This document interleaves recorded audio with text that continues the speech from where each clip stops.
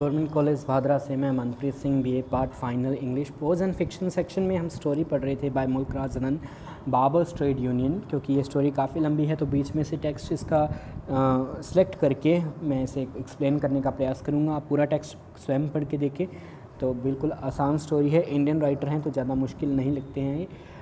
Babur's Trade Union is a story about Chandu, who is Babur's son, and the narrator is an unnamed boy. जो दोनों friend हैं और शुरुआत में ये टेक्स्ट जो है वो हमें बताएगा कि ये क्या स्टोरी है। Among the makers of modern India, ये जो हाईलाइटेड टेक्स्ट है सिर्फ हाईलाइटेड टेक्स्ट का एक्सप्लेन करते हुए स्टोरी बताने का प्रयास करूँगा इस वीडियो में। Among the makers of modern India, Chandu the barber boy of our village. भारत के जो मेकर्स ऑफ मॉडर्न इंडिया हैं, मॉडर्न इंडिया के, उनमें से Chandu the barber boy of our village has a place, उसका एक ऐसा स्थान है which will be denied him unless, जो उसे इनकार कर दिया जाएगा, जो उसे नहीं मिलेगा अगर मैं I press for the recognition of his contribution to history, अगर मैं दावा ना करूं कि उसको भी इतिहास में स्थान मिलना चाहिए, क्योंकि चंदू ने जो किया वो भारत के आधुनिक भारत के निर्माण की एक बड़ी घटना थी। फिर बताते हैं शुरू story. I knew Chandu ever since the days when he wore a piece of rag in the middle of his naked distended bellied body, and when we wallowed together in the mire of village lanes, playing at soldiering, shopkeeping or clerking and other little games which we invented for the delectation of our two selves and our mothers, who alone of all the elders condensed to notice us। कि मैं चंदू को तब से जानता था जब से ever since the days when ही वो अ पीस ऑफ रैग, जब वो सिर्फ एक कपड़ा पहनता था अपने मिडल ऑफ हिज नेकेड डिस्टेंटेड, जो उनकी नंगी और डिस्टेंटेड बेलिड, जो उस प्रकार से उभरे हुए पेट वाली बॉडी के आसपास वो कपड़ा पहनता था।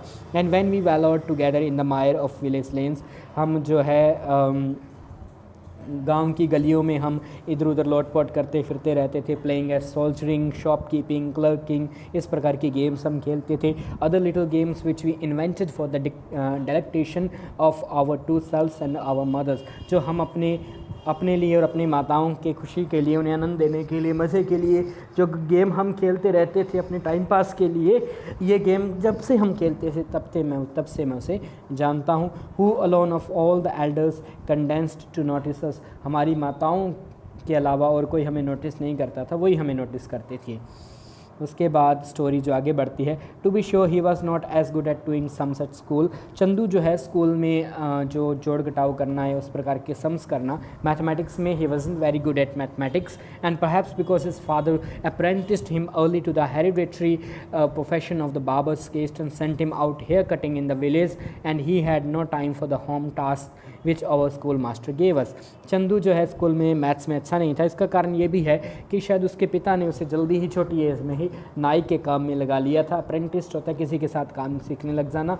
And him early to the hereditary profession, जो उनका हेरिडेटरी जो उनका पुश्तैनी प्रोफेशन है ऑफ द बाबर्स केस्ट, जो नाई जाति का, उस काम में लगा लिया था। एंड सेंट हिम, उसे भेज दिया था आउट, बाहर, hair cutting in the village में लोगों के बाल काटने के लिए उसे भेजा करता था घर में। And he had no time for the home task, उसके पास जो गृह कार्य होमवर्क करने का टाइम भी नहीं होता था। विच ओवर स्कूल मास्टर गेव, जो हमारा स्कूल मास्टर उसे दिया करता था। My mother resented the fact, मेरी माता अक्सर इस बात से बाद में रिसेंट करने लगी, इस बात से उन्हें भी दिक्कत होती थी कि that the fact that Chandu won a scholarship at school while I had to pay fee to be taught, कि अक्सर मेरी माँ को ये बात बुरी लगती थी कि चंदू को तो स्कॉलरशिप मिलती थी क्योंकि वो गरीब जाति से था या कुछ उसकी अच्छी क्वालिटीज़ थी, इस कारण से एट स्कूल, जबकि मुझे I had to pay fees to be taught, मुझे फ़ीस भरनी पड़ती थी to be taught at school. And she constantly dissuaded me from playing with me, और अक्सर विद हिम, अक्सर मुझे उसके साथ खेलने से वो रोकती रहती थी। क्या कह के? Saying that Chandu was a low caste barber, Chandu जो है वो नीची जाति का नाई है, नाई का बेटा है, barber son. And that I ought to keep up the status of my caste and class, मुझे अपनी जाति और अपने वर्ग का जो स्टेटस है उसे बना के रखना चाहिए। यहाँ से हमें पता चलता है कि राइटर जो है किन मुद्दों को लेकर, किन थीम्स को लेकर ये स्टोरी लिख रहा है। I envied Chandu the freedom of movement which he enjoyed after. Chandu जो है वो आज़ाद है, बहुत ही वाइल्ड है, उसको जो वो मन में कर आता है वो करता है, क्योंकि वो खुद भी कमाता है। तो नरेटर कह रहा है, क्योंकि नरेटर से वो 6 साल बड़ा है चंदू। आई एनवीड Chandu the freedom I envied Chandu the freedom of movement which he enjoyed after his father died of plague। जब चंदू का पिता गुजर गया उसके बाद तो चंदू आज़ाद हो गया, चंदू और चंदू की माँ ही घर में रह गए। तो चंदू जो मन में आता वो करता था, तो मुझे उसकी आज़ादी देख के ईर्ष्या होती थी। For then he would do the round of saving and hair cutting at the shaving आना था, यहाँ पे थोड़ा सेविंग स्पेलिंग मिस्टेक है। Round of shaving and hair cutting at the houses of high caste notables in the morning. तो उसके बाद वो क्या करता था, सुबह चक्कर लगाता था गांव में, जो हाई कास्ट जो ऊंची जाति के नोटेबल्स थे उनके घरों में सुबह सुबह जाता था, उनकी शेविंग करता था और हेयर कटिंग, उनके बाल काट के आता था। बेथ एंड ड्रेस, नहाता था धोता था। उसके बाद then still right to town, और किसी के साथ चढ़ के, लाला हुक्म चंद के साथ चढ़ के एक लिफ्ट लेके मान लीजिए 6 माइल्स अवे, 6 मील दूर शहर की ओर चला जाता था। On foot rest of the closed carriage in which Lala Hukam Chand travel to town. जो क्लोज्ड कैरीज थी, जो वो बग्गी थी जिसमें बैठ के वो जाता था लाला हुक्म चंद, तो उसके जो पाँव रखने की जो जगह होती है वहाँ बैठ के चंदू शहर जाता था और एंजॉय करता था, शहर देखता था, और वहाँ भी वो बाल काटने का और इस प्रकार का काम करता था। He describe to me the appearance. एक दिन वहाँ से वो जाता है, रेगुलर शहर जाता है और आके वो स्टोरीज़ बताता है शहर के बारे में, बताता है कि शहर में लोग कैसे रह रहे हैं, कैसे वहाँ पे क्या कुछ वो देखता है, और कई बार वो छोटे मोटे गिफ्ट भी लाके नरेटर को देता है, कहानी सुनाने वाले जो लेखक है उनको देता है। फिर वो एक दिन डिस्क्राइब करता है, he describes to me the appearance of Kala खां।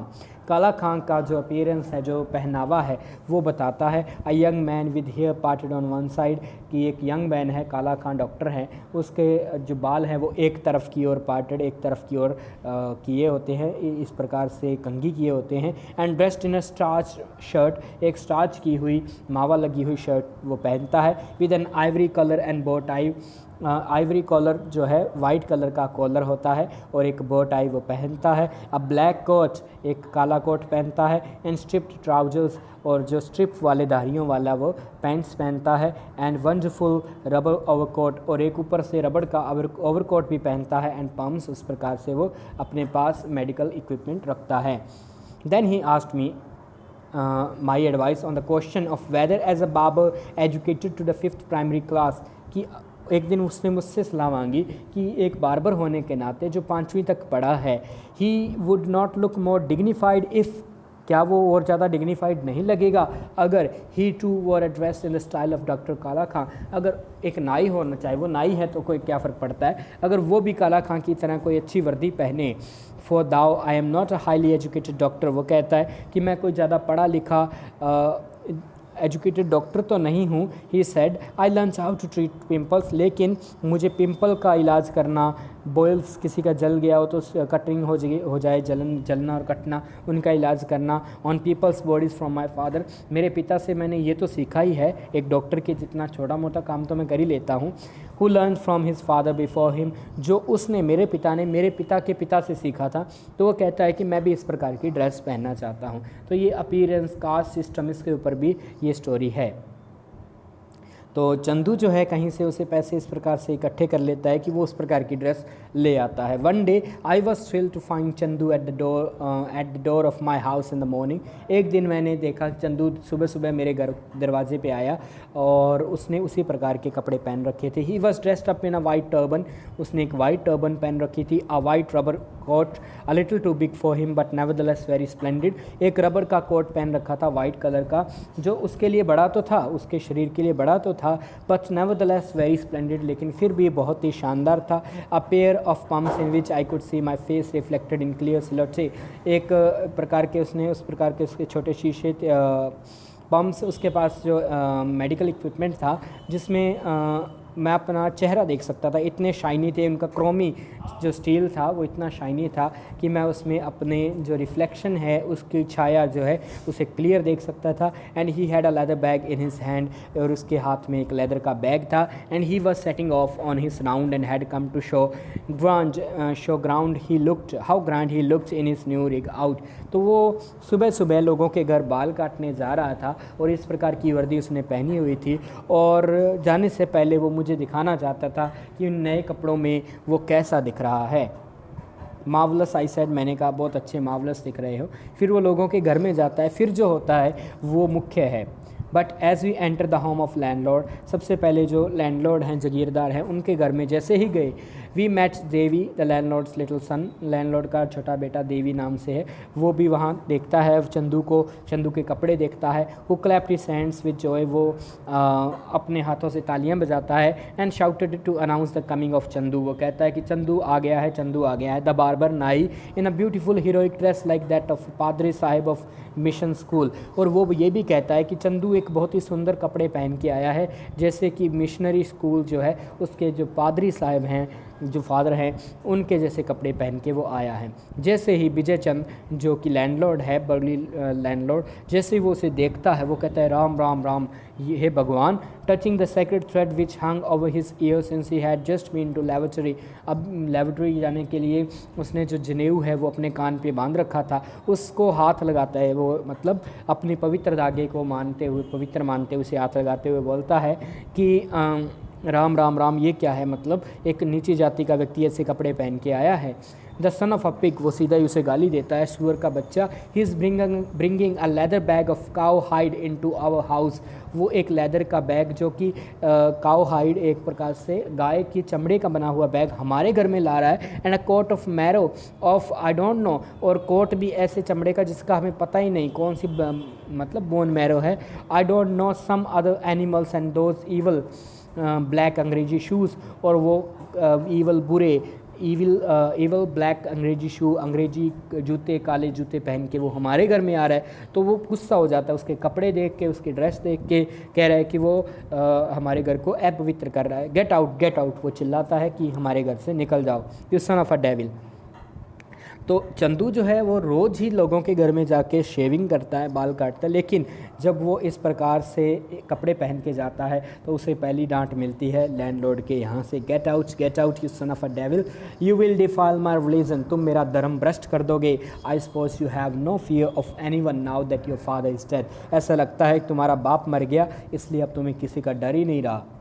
बस I am wearing the clothes of a doctor जागीरदार साहब, सर चंदू। चंदू ने कहा कि मैं तो सिर्फ एक डॉक्टर के कपड़े पहन रहा हूँ जागीरदार साहब, मैंने कुछ गलत नहीं पहना। गो अवे यू स्वाइन, सुअर के बच्चे या सुअर, भाग जाओ यहाँ से। Go away away and wear clothes befitting your low status as a barber, बल्कि वो कपड़े पहनो जो तुम्हारे लो स्टेटस, तुम्हारा जो नीचा स्टेटस है उसके अनुसार बार्बर वाले, नाइयों वाले कपड़े पहनो।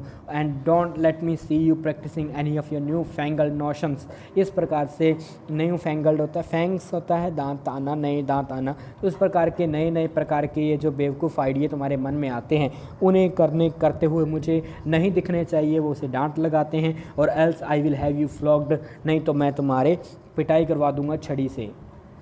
बस राज विजय चंद साहिब, चंदू ने अपील की कि राज विजय चंद साहिब जी, लेकिन मैं तो, वो इतना ही बोलता है, आगे से जवाब मिलता है gets away you useless one, the landlord shouted, landlord shout करते हुए कहता है कि यहाँ से भाग जाओ। डोंट कम एनी नियरर, और पास मत आना, और we will have to treat the whole house with sacred cow dung to purify it, नहीं तो हमें पूरे घर को सेक्रेड काउ डंग से, जो गाय का, पवित्र गाय के गोबर से पूरे घर को पवित्र करना पड़ेगा अगर तुम यहाँ से दूर नहीं गए और अंदर आ गए तो। चंदू रिटर्न, चंदू वहाँ से चला गया। हिज फेस वॉज फ्लश्ड, उसका चेहरा जो है वो उतर गया था। He was completely taken aback, वो पूरी तरह से टेकन अबैक, ऐसे लगता था कि पूरी तरह से हार से मान गया हो, या ऐसा लग रहा था कि वो पूरी तरह से निराश हो गया, disappointed. It did not look at me because of the shame, मेरी और उसने नहीं देखा कि उसे डांट पड़ी है तो उसे शर्म भी आ रही थी, इसलिए उसने मेरी और नहीं देखा। He felt at being insulted before the Thanuram the shahukar village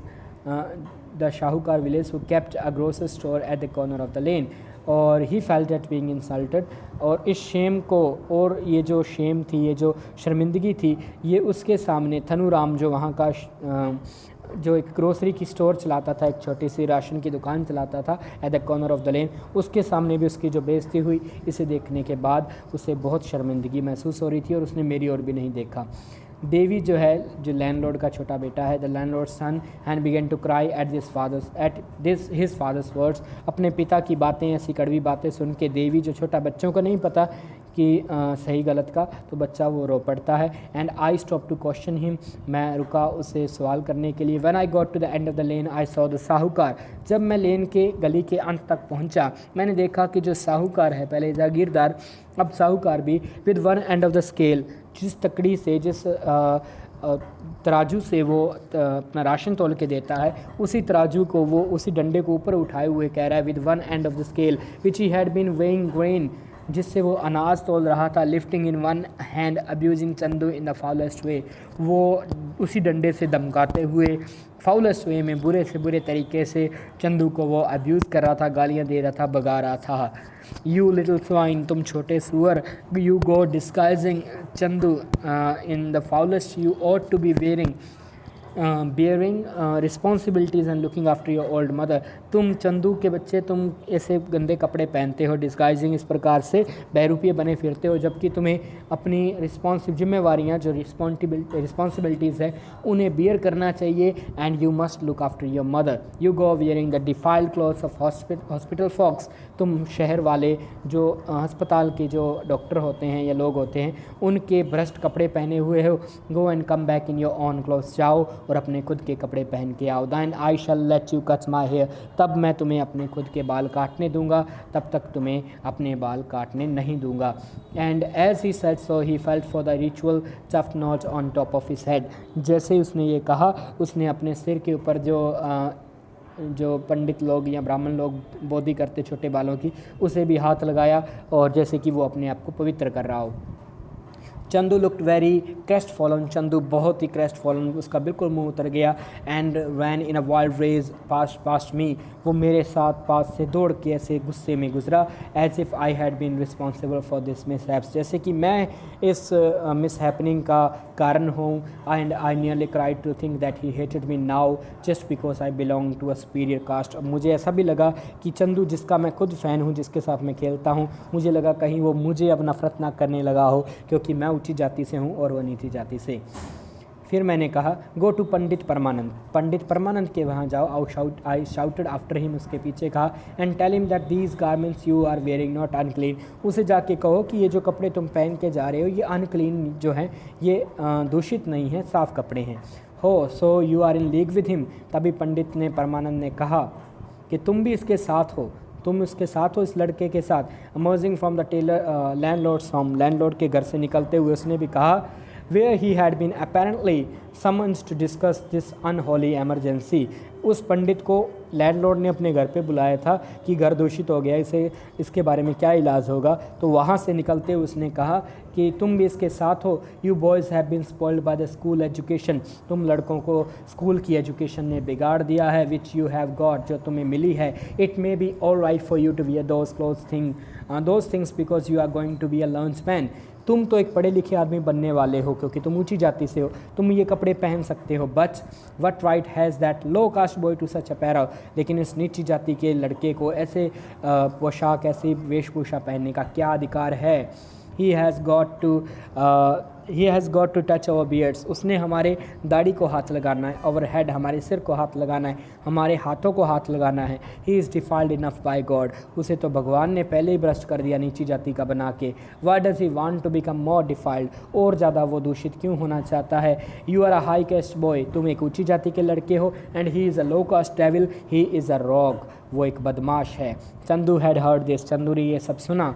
he did not look back and ran in a flurry, तो चंदू ने पीछे नहीं देखा और तेज़ी से वो दौड़ गया। As if he was set on some purpose, ऐसे लगा जैसे उसने कोई उद्देश्य बना लिया हो, कोई मन में कुछ धारण कर लिया हो कि मुझे ये करना है। Which occupied him more than the abuse, उस उद्देश्य ने, उस एम ने, उस लक्ष्य ने उसे ज़्यादा व्यस्त कर दिया जितना कि उसे इस बेइज्जती से जितना उसे बुरा फील हुआ था। Which had been the cause of his flight, जिसके कारण वो वहाँ से भाग गया। तो यहाँ तक स्टोरी का 50% पार्ट है, यहाँ मतलब स्टोरी का फर्स्ट पार्ट है।